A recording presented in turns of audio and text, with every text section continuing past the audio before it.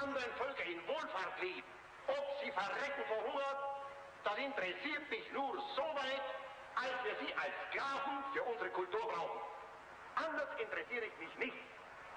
Ob bei einem Bau eines Panzergrabens 10.000 russische Weiber an Entkräftung umfallen oder nicht, interessiert mich nur so weit, als der Panzergraben für Deutschland fertig wird. A declaration of inhumanity.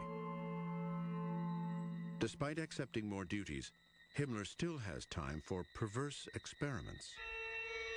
In Dachau, at the foundations of Block 5, a doctor works without a conscience. Dr. Sigmund Rascher, friend and protege of the SS leader, is permitted to perform experiments on the prisoners. Early experiments include subjecting prisoners to extreme cold in ice water. Dr. Rascher said, "Go on, get in there, you scoundrel." So I got into the tank. Jerzy Scherpek is among dozens of victims. Only a few survive. All of a sudden, I felt incredible cold, with pain in my knees and my hands, terrible pain everywhere, and I lost consciousness. In a letter to Rascher, Himmler requests further experiments and wishes to be kept informed of his progress. Rascher carries on. He subjects victims to extreme low pressure, officially to compile data useful for pilots at high altitude.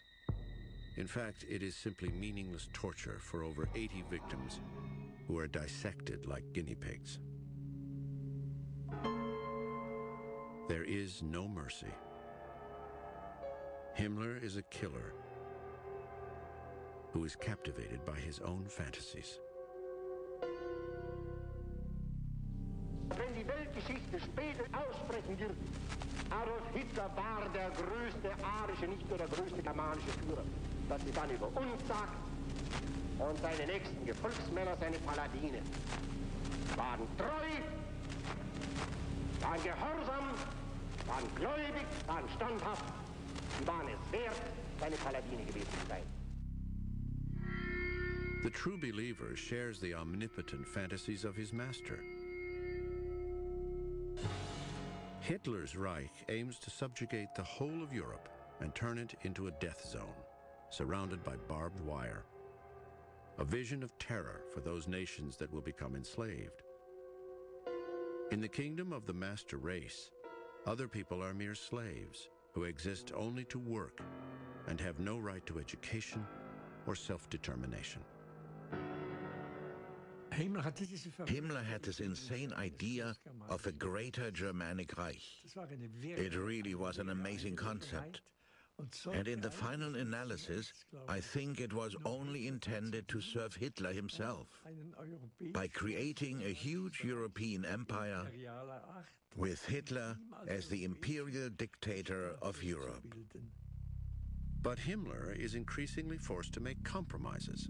There is a shortage of recruits for the Waffen-SS. Reichsführer SS Heinrich Himmler besichtigt eine neu aufgestellte Freiwilligendivision. Die Soldaten dieser Division sind Musulmanen aus dem europäischen Südosten. Auch sie erhalten die bewährte Grundausbildung der deutschen Wehrmacht. As defeat looms, the arrogance of the master race begins to dissolve. Reinforcements are required. Racially pure children from the occupied territories are hauled off to the Reich in undercover operations ordered by Himmler. I was woken up, in tears, tired, placed on the table, and there were lots of people there. Alois Twardeski is 3 years old at the time. The mothers had to carry their children themselves for about 2 miles. And then the children were snatched from their arms and put on the train in various carriages. And there were signs on the carriages saying, "Polish children to be raised in the Reich." Over 200,000 children from Poland, Russia, and the Ukraine are adopted by the families of the Nazi faithful. Many of them will never learn who their real parents are. For 12 years, Alois Twardesky's mother received no word about her son. He is adopted by a German couple, the Binderbergers, who are party loyalists with high contacts. Senior Nazis visit the boy's new home. One time Himmler came. He patted me with his hand. I was blonde and looked like a little angel, a little Siegfried. And he said, "Party members, or maybe it was Nazi comrades, I don't remember exactly.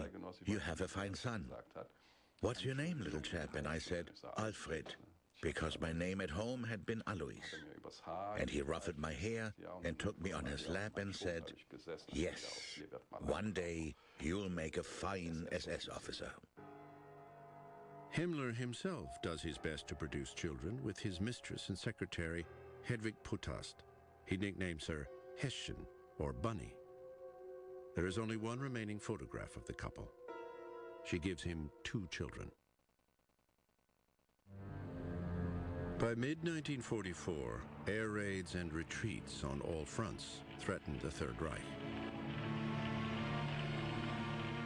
Internally, the party is weakening.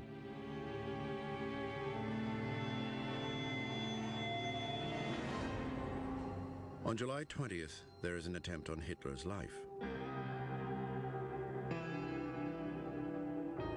A few hours later, the SS is to mount a bloody campaign of revenge against the conspirators. Meanwhile, Himmler is secretly looking for an escape. He turns to the west. A radio message from Himmler lands on Churchill's desk. But Churchill doesn't have the slightest intention of negotiating with the SS chief. For me personally, it was absolutely incomprehensible. It was clear that Himmler lived in a world far beyond any sort of reality. How could he possibly have imagined, after all the terrible things he had done, when he had left such a horrific trail of blood behind him, that the Allies would make some sort of deal with him? Meanwhile, the murder continues. In autumn 1944, Jews are deported from Budapest, Hungary. They are to be Himmler's last victims.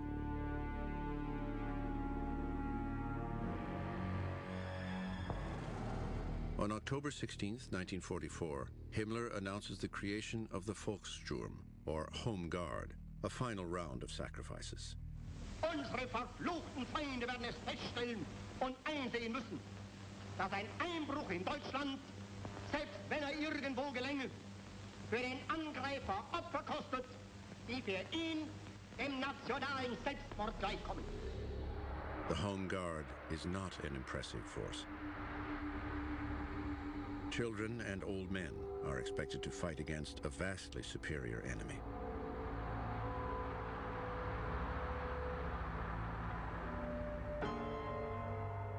The last crime of the Nazi regime is against its own people. In the hour of defeat, Himmler's old dream comes true. Hitler puts him in charge of a fighting force. By that time, on every conceivable occasion, he would appear surrounded by his Waffen-SS officers, who had all been awarded as many medals as possible, so the row of decorations on their chests would gleam and flash in the light, and he himself would be standing there with his gold Nazi party badge. Himmler commands the Weichsel Battalion. The units, barely capable of fighting anymore, are given impossible tasks: to defend the capital of the Reich and ensure a safe retreat for millions from the east. The Allies face them with vastly superior forces. Himmler is not equal to the task. The front line collapses. Facing defeat, Himmler abandons his post and leaves his troops to fight on without him. Suddenly he was sick all the time. He wasn't at his post. Instead, he was in the SS military hospital at Hohenlichen, taking refuge in sickness. Sickness is a mere pretext. Himmler spends his last few days with his mistress and their children. He is removed from his post as commander of the armed forces. As the end nears, the nature of his war crimes, too atrocious